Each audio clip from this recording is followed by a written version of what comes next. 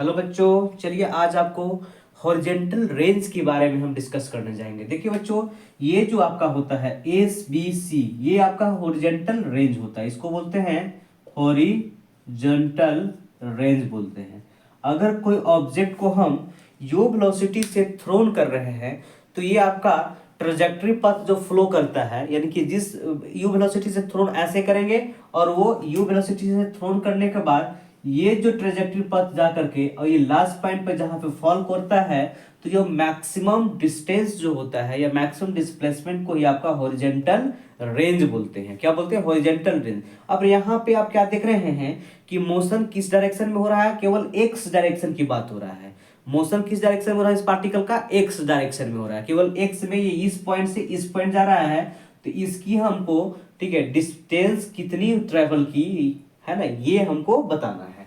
तो motion in x direction में। अब यहाँ पे अगर हम यूएक्स की बात करें तो यूएक्स क्या हो जाएगा? यू cos थीटा हो जाएगा। एक्स क्या हो जाएगा? एक्सेलरेशन, ठीक है, एक्स जीरो हो जाएगा क्योंकि हमारा है ना आपका हॉरिजेंटल डायरेक्शन में एक्सेलरेशन क्या हो रहा है? जीरो हो रहा है, यानी कि एक्सेलरेशन में कोई चेंजिंग नहीं हो रहा है, यानी कांस्टेंट एक्सेलरेशन से पार्टिकल्स मूव कर रहा है, ठीक है। और एक्स क्या हो जाएगा? ये रेंज हो जाएगा। और T for the time of flight हो जा रहा है।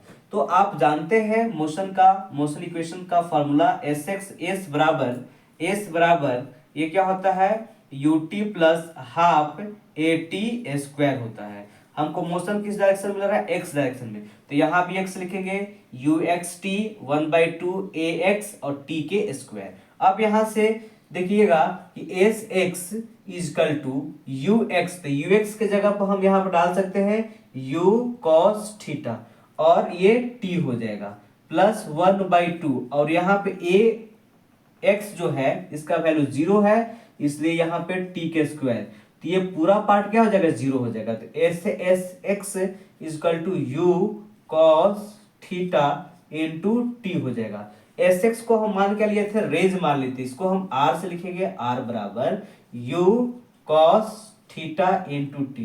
टी क्या है आपका? टाइम ऑफ फ्लाइट है। टी क्या है आपका? Time of flight, time of flight है। और ये time of flight equal to t equal to क्या होता है?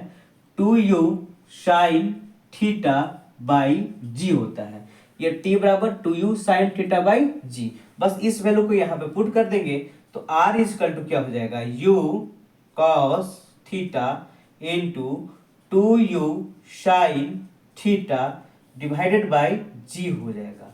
अब यहाँ r बराबर क्या हो जाएगा? u से ये क्या हो जाएगा? यू स्क्वायर हो जाएगा और into 2 sine theta cos theta by G हो जाएगा, है ना। और आप ट्रिगोनोमेट्री का एक रूल्स होता है कि sine 2 theta equal to 2 sine theta cos theta, ठीक है। तो ये 2 साइन थीटा कॉस थीटा के जगह पर साइन 2 थीटा पुट कर देंगे यहाँ पे, तो रेंज बराबर U square sine 2 theta by G, यही आपका रेंज हो गया।